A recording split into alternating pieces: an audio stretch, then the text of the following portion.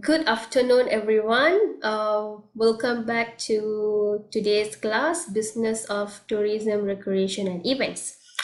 Today is going to be an online class where we will do a short recap on what we have done last week, and we will continue for today's topic.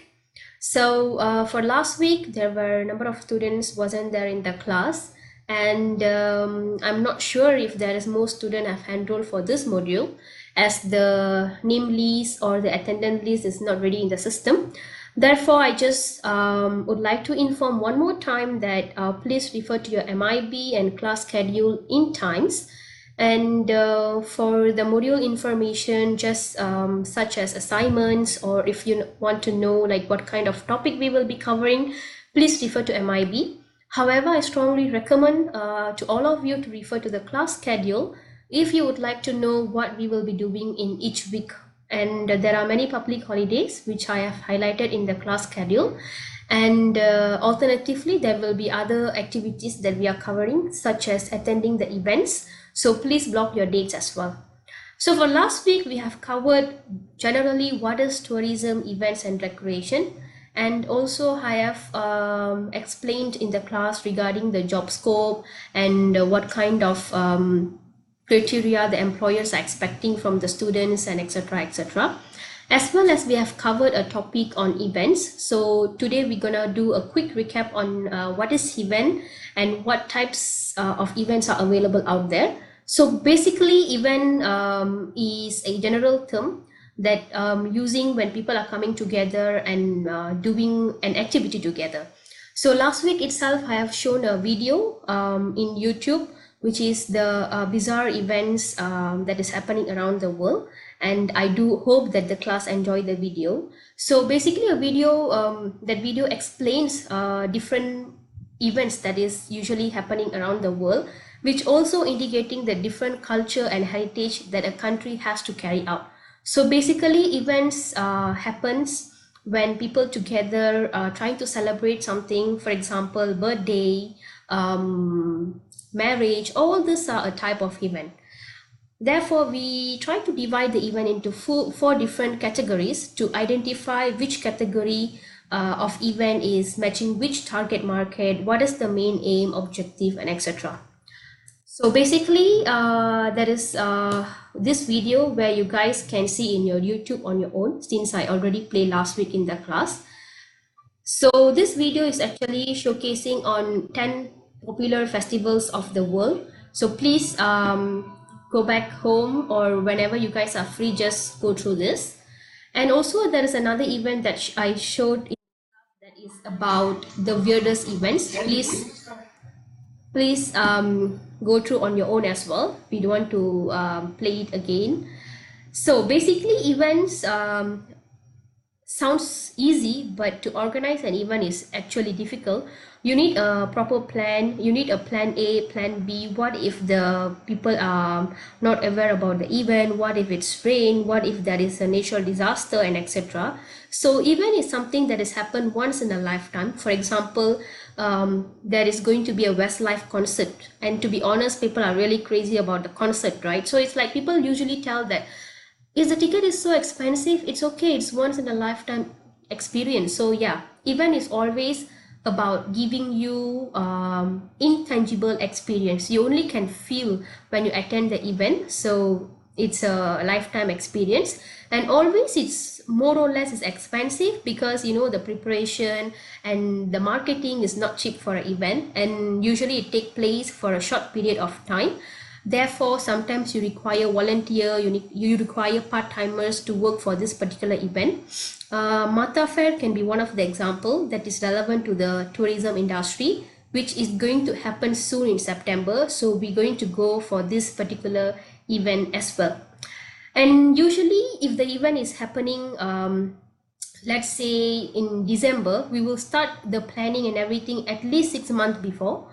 And we always have a lot of plans, plan A, plan B, and we usually have people being in charge for each different department. And most of the time it takes place once in a while. For example, festival like Deepavali, once in a while, once in a year.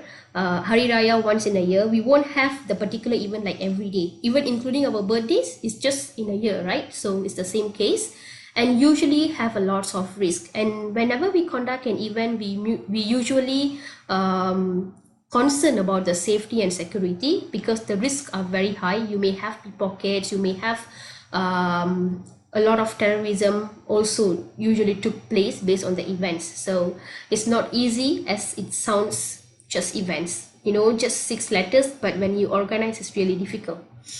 So there are total 4 types of event which I covered last week: mega events, hallmark, major, and minor. So usually mega event is something that is attract international market. It's a very large scale events that is organized to target the international market across the world, and usually it will be covered by the social media, and mostly will come out in the TV, newspaper, and etc., like Olympics. Hallmark event is something that is organized to increase the appeal of a specific destination. One of the example will be ICT. The ICT that we have right now, before that it was just an area that is used to, like a business area that people try to sell the lots, the shop lots and etc. But day by day it's become like a attraction, and right now it is an attraction in Selangor, right? So one of the good example to match with this hallmark event will be ICT. There is a lot of event that we are doing in Malaysia to increase the appealing of a certain places. For example, the Portuguese event that is happening in Malacca, Putrajaya Hot Air Balloon Festival, Floria Putrajaya Festival, Bon Odori Festival. So all this festival usually happen in a certain place to increase the market or to increase the appeal on that particular destination.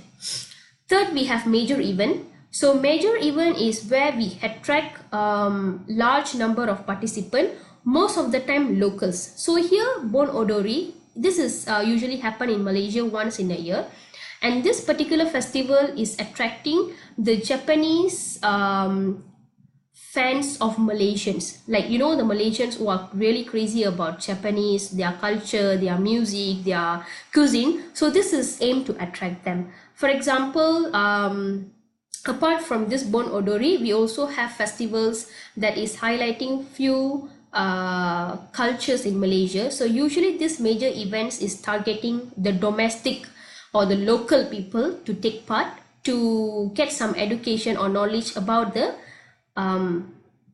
international figures. For example, if you want to know about Japanese, we have Bon Odori. If you want to know some about the Portuguese, we have the Portuguese festival in Malacca, something like that. We have minor events which is happen with very minimal planning, and usually the risk level is very low. One of example can be the meetings that is the companies are having, the team buildings, our birthday parties. All this comes under minor events, which is targeted most of the time very specific people, and mostly it is not for the purpose of promoting something, but it's a purpose of to get experience. So that is minor events.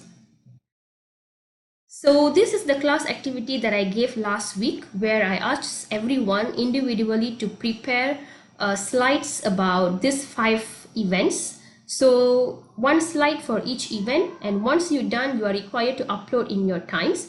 I will pick some of you to present in the class when I meet you guys next week. So this class activity number 1, I already briefed. So this is what you supposedly should upload in times. Class activity 2, probably we will do maybe next week when I have the confirmed number of packs in the class. So pretty much we covered the recap for last week, and now time to continue with the next chapter, which is about introduction to tourism.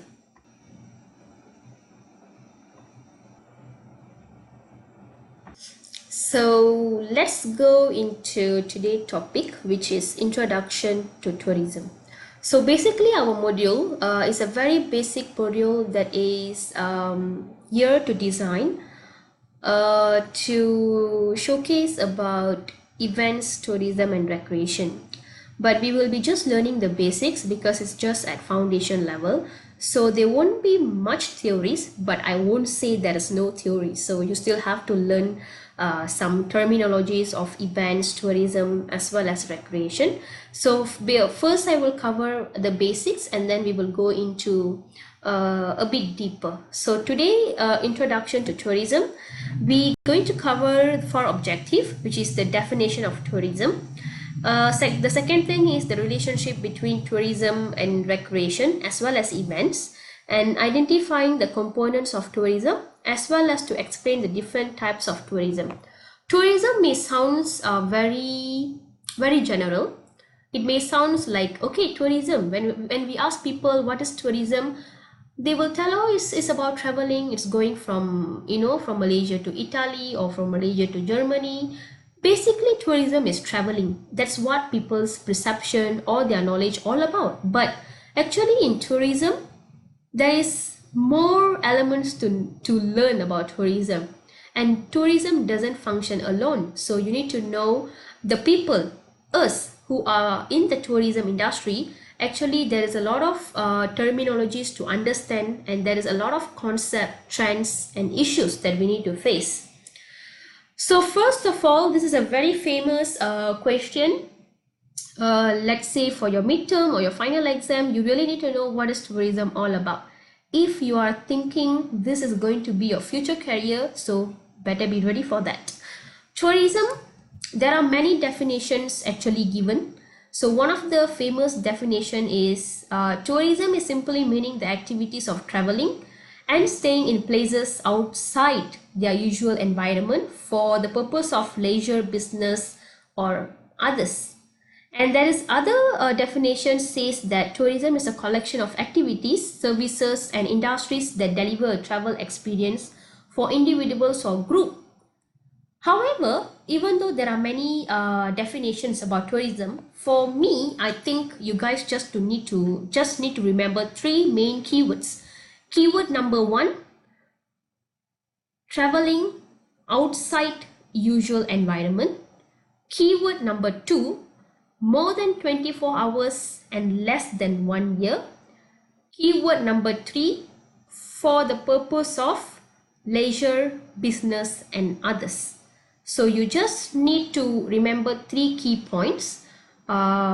Basically you can form a sentence with these three key points, and that's the definition of tourism pretty much.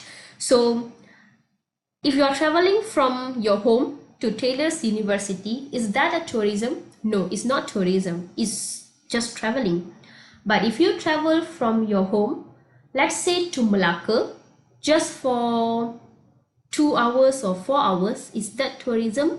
No, because tourism usually more than 24 hours and less than 1 year. So if you travel anywhere and you are overnighting there and it is more than 24 hours, then that's what we consider tourism. Why? Because when it's only more than 24 hours, generally we can calculate the amount of money that you are spending. In tourism, the amount of money that you are spending is very important.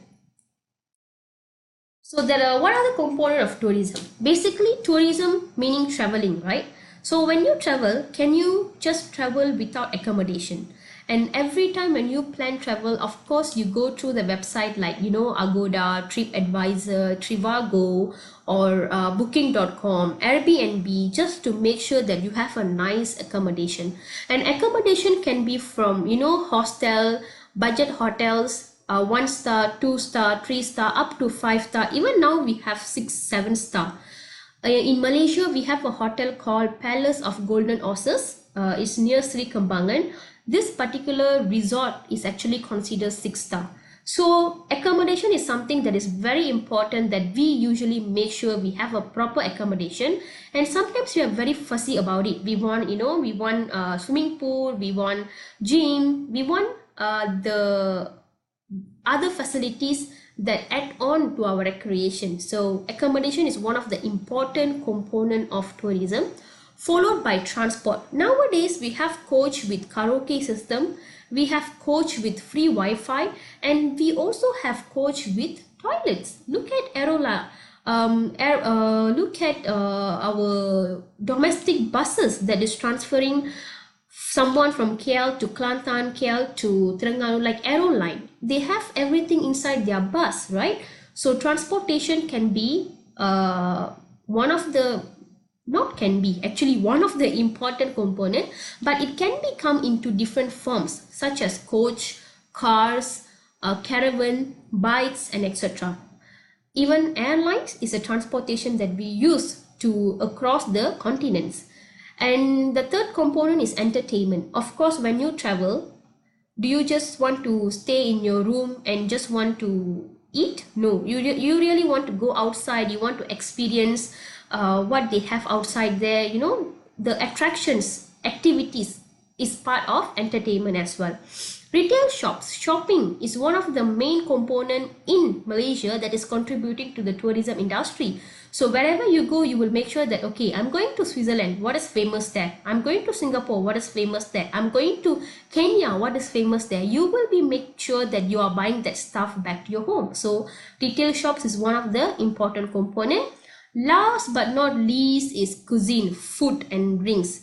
Trust me, wherever we go, we really want to taste the local cuisine, right? So food is something that is inseparable wherever you go. So obviously that is one of the important component. And now there are many categories of tourism. We have total 4 categories of tourism, which is sorry, there is a mistake. Components of tourism actually is a categories of tourism, or we can say 4 types of tourism.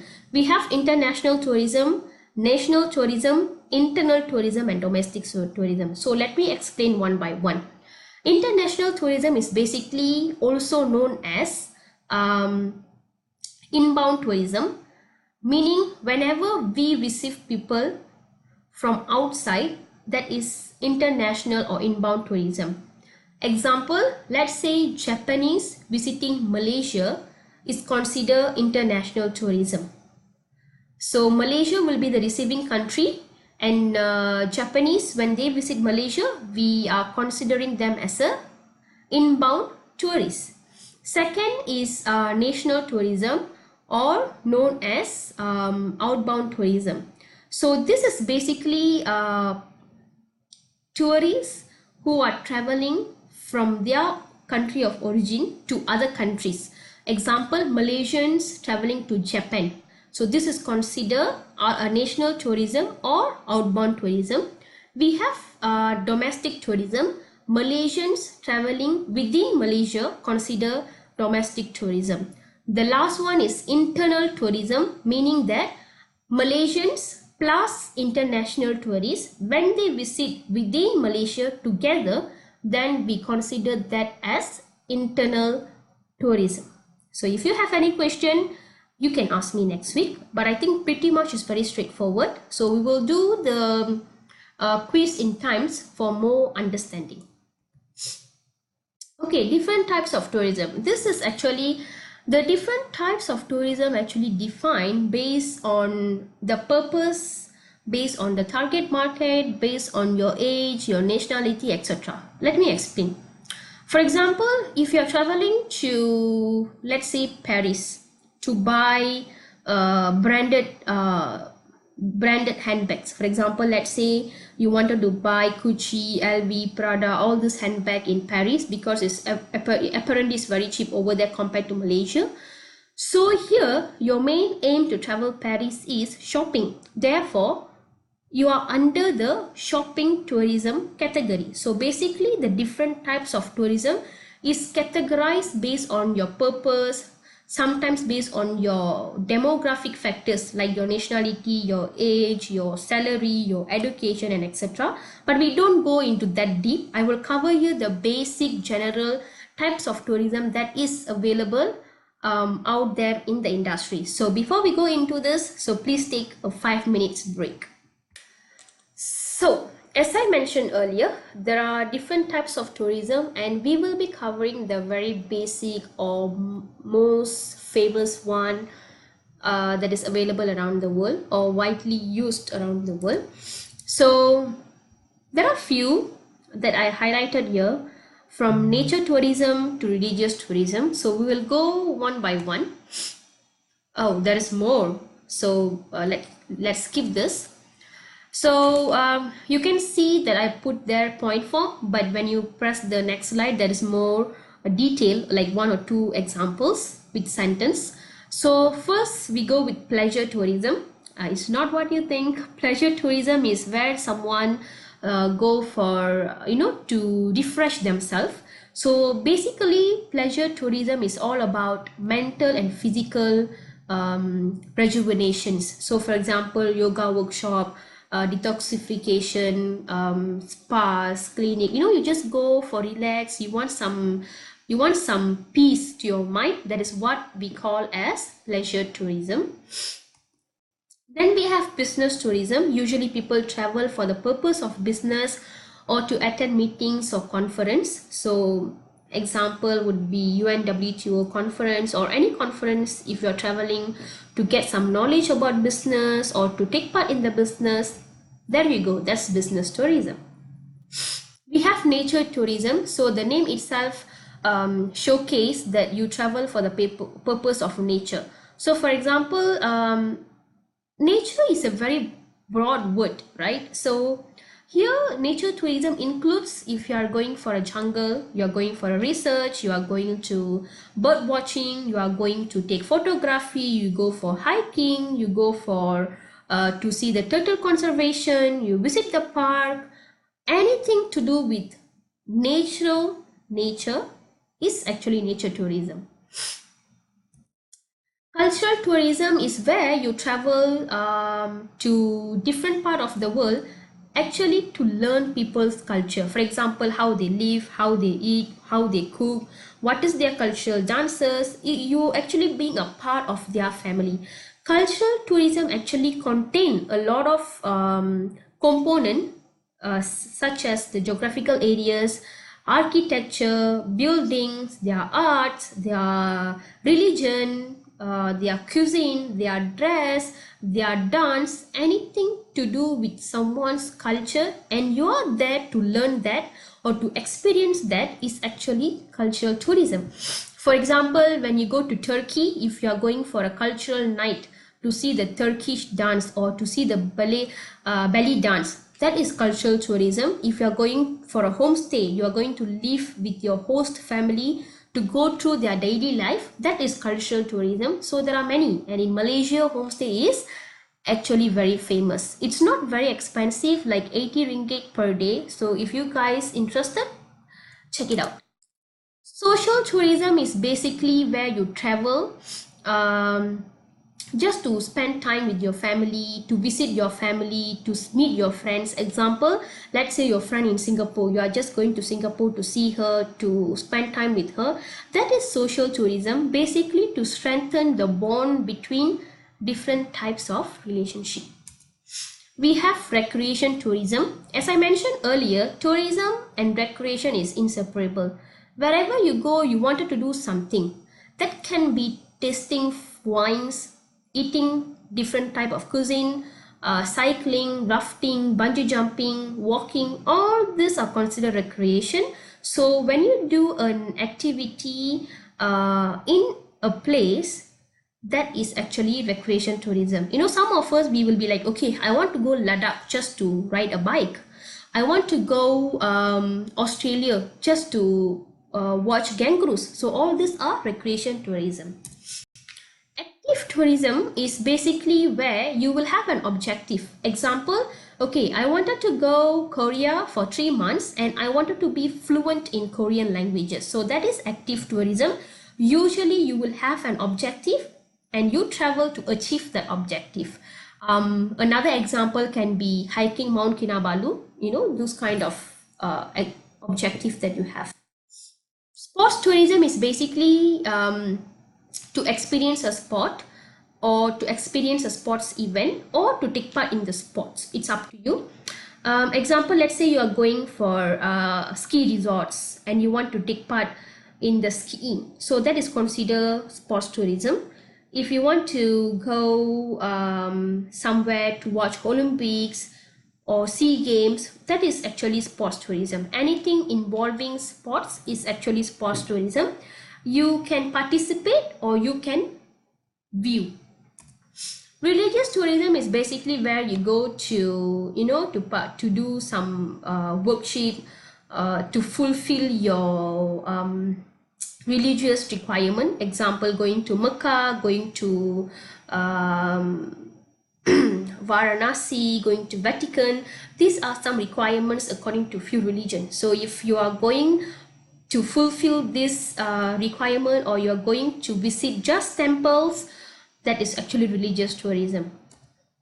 Health or medical tourism is basically where you are going to another country or another place to get treatments, to do operations. Now it's very famous, people going to Korea to make their nose smaller, their lips bigger, their eyes bigger. I don't know, there are so many things people are doing nowadays. So that is actually under medical or health tourism. And Malaysia is one of the top destination for medical tourism.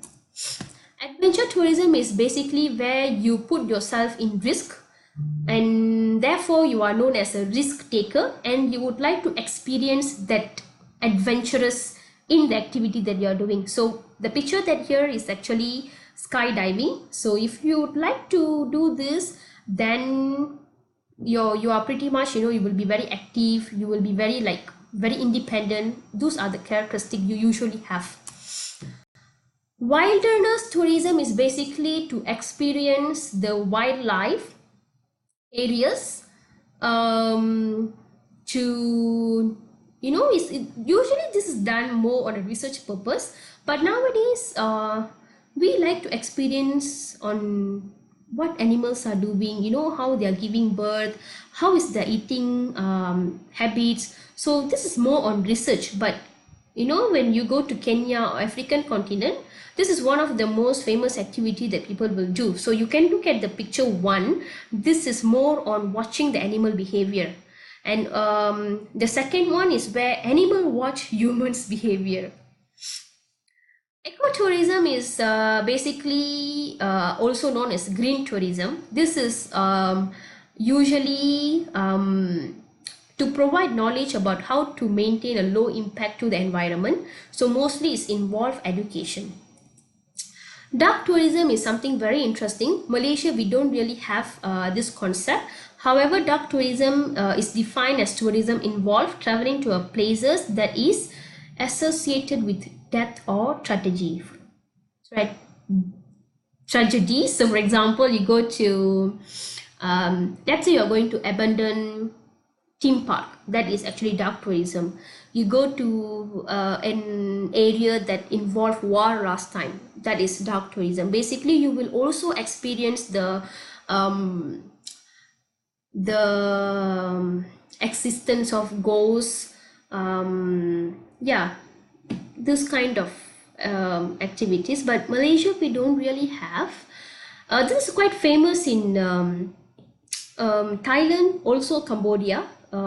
Quite well known over there. There are few research papers you can find out, which is studies have been done on killing field in Cambodia, so you can look at it. In Malaysia, there is one place that used to be famous for this, and that is Kelly's Castle in Alokaja, Ipoh. So people used to tell that they saw the William Smith row there and here, so you can Google it about it. And also there is one theme park, abandoned theme park in Malaysia, which is known as Mima Land, MIMILAN. So Mima Land is actually closed because of continuous natural disaster and accident, and currently it is abandoned. You can Google it about that as well. And Malaysian, there are few TV shows where they done this panoramal activities at that particular destination in Malaysia. So that is dark tourism. We have agriculture tourism basically because nowadays people are really forgetting about agriculture and we are moving more towards professional jobs. So this is basically to teach people about what is agriculture all about, and it is involving them in doing this agriculture activities. War tourism is basically traveling to active or former war zones where these tourists particularly would like to see the thrill seekings, or would like to see how the places used to be or how it is now, what are the things that make this place to become the situation that they are seeing right now. This is also more on research purpose. However, it is not really widely popular among tourists, but yes, still it is one of the tourism type. Education tourism is basically wherever you travel to get education. For example, in Taylor's University, we have a lot of exchange students, particularly coming from Korea, China, Japan, Maldives, Mauritius. So these people are here for education, and therefore we can categorize them as education tourists. And even if you travel to different countries to learn something, then you are also considered as education tourists. Volunteer tourism is all about going to a place and do volunteer services. Basically, volunteer services will be for the charity purpose, where you will be not getting any benefits in return, but spiritually, soulfully, you will be very happy. So teaching the kids, teaching them English or drawing, spending time with them, building homes for homeless people, all these are under volunteer tourism. So now we're gonna watch a video, so you can take a 5 minutes break before we watch this video. So just learning the terminologies and terms is going to be boring, and here there is one video we're going to watch just to know more about the tourism industry. So I told you guys that in tourism there are many categories, many types and everything, but sometimes tourism is also just to travel and stay in a place. Sometimes people just travel because of the accommodation. They just want to stay inside and just want to enjoy the experience. So we're gonna watch some accommodation that is actually pretty cool just to stay inside. So the different types of tourists, okay, we call as travelers terminology. So here there are many categories for the visitors. So in tourism, whoever involved in tourism, of course we can refer them in generally a tourist or traveler, but however each terminology that mentioned over here carry a different meaning. So let me look into that one by one. Okay, here there are only few travelers terminology. I didn't put everything, so even the second slide, no. So there's only few, I put it over here. So basically same day visitor, meaning that people who, a day traveler who travel to a place and come back to their home in the same day, like a day trip to Malacca, a day trip to KL. So they are known as same day visitors. Tourists are the people who travel for pleasure or for leisure. They just travel to experience the culture and heritage. Usual tourists. Explorers are the people who actually go to unfamiliar places. For example, the difference between tourists and explorers can be, tourists may want to go to Paris in France, but explorers may want to go Toulouse in France. So you see the differences. Explorers normally do not actually go to the places that is familiar or famous, because they are explorer. They wanted to explore something that is unfamiliar. Drifters are people who move from one place to another place. So for example, these people will be traveling from, for example, from KL to Dubai to Paris, Paris to Munich, Munich to Lisbon, Lisbon to Switzerland. They keep moving. That is drifters. Pass-through visitors are people who actually, let's say they wanted to travel from KL to Paris, but they're going to stop by in Dubai. So they will actually do a half day tour or a day tour in Dubai, and then they will go to Paris. So we call them as pass-through visitors. Grief travelers are the people who actually travel to release their stress or their anxiety or their, something bad that happened to them. So they just travel to release that, to relax. Okay, these are the people that we do not consider as tourists, traveler, visitors, or nothing.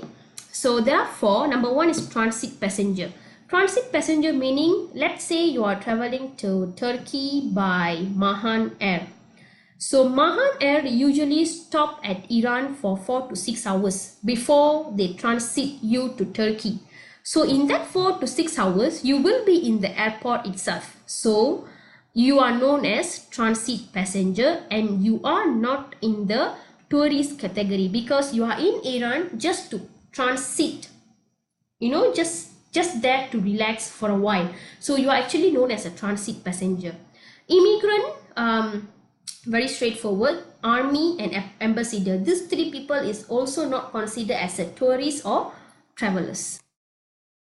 So now we go into recreation. So recreation is actually activities that you do to refresh yourself. There are many other definitions meaning for recreation, but in a simple term, recreation is an activity that you do to rejuvenate your travel. Example, let's say you're going to KL, maybe you do some cycling, some spa to, to feel relaxed, to feel fresh. Okay, that is recreation. So the primary function is the provision of retail products and entertainment. So basically, locally people, recreation is, shopping is one of the best example of recreation. The next one can be entertainment, like watching movies, playing bowling, ice skating. So usually sports, theme parks, spa, clubs, golf courses, cinemas, all these are under recreation. So even when you stay in the hotel, if you go for a swimming in the pool, that is recreation. If you go for a gym for a workout, that is recreation. You go to a spa to get relaxed, that is recreation. So recreation is all about the activities that you do while you are away from your usual environment. So some of the recreation activity for tourists including cycling, fishing, scuba diving, hunting, skiing, wildlifing, photography, and the list is go on. So this activity can be adventurous, can be not adventurous. It all depends on the person characteristics. These are the continued list of recreation. So of course, casino, museum, marina, zoo, and you can just name, just keep go on, go on, and go on. So here we're gonna watch an interesting video again, and this is famous adventurous activities.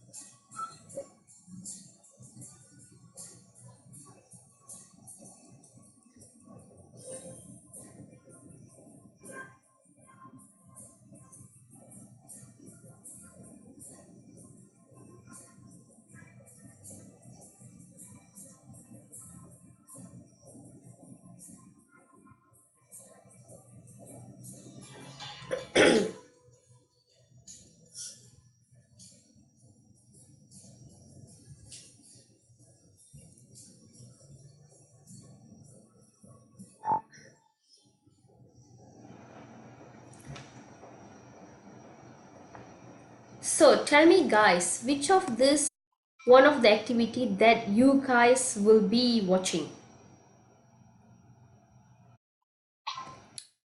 I mean, some of these activities, even when you watch, it will be like, oh my God, right? So which of that activity you really would like to do in your life? So you really need to be adventurous to do all that, and that are some of the recreational adventurous activity that people usually prefer. And in Malaysia we have skydiving, we have bungee jumping, we have most of the adventurous activities due to the fact that Malaysia is located in a very strategical equatorial location. So we have a lot of mountains, rivers to do all those activities. So this is actually class activity which I will usually do end of the class. Anyway, we will do this activity next week when I see you guys as a recap. However, followed by this video, there is a quiz in time, so make sure you guys do that quiz, and that quiz will be related to introduction to events as well as introduction to tourism. So it will have approximately, if I'm not mistaken, 20 to 30 questions. So just answer all the answer for all the questions. So based on that, I will take your attendance for today. And if you want to watch more interesting video, you can actually go to these links, and these are the some of the interesting videos about places, about accommodation and etc. And I think pretty much that's it. It's a very very brief lecture about introduction to tourism. And when I meet you guys next week, we will be doing the class activity, as well as, if the time permit, then we will continue with next chapter. So thank you so much for your attention, and please do not forget to do the quiz in times. And thank you so much. Bye bye.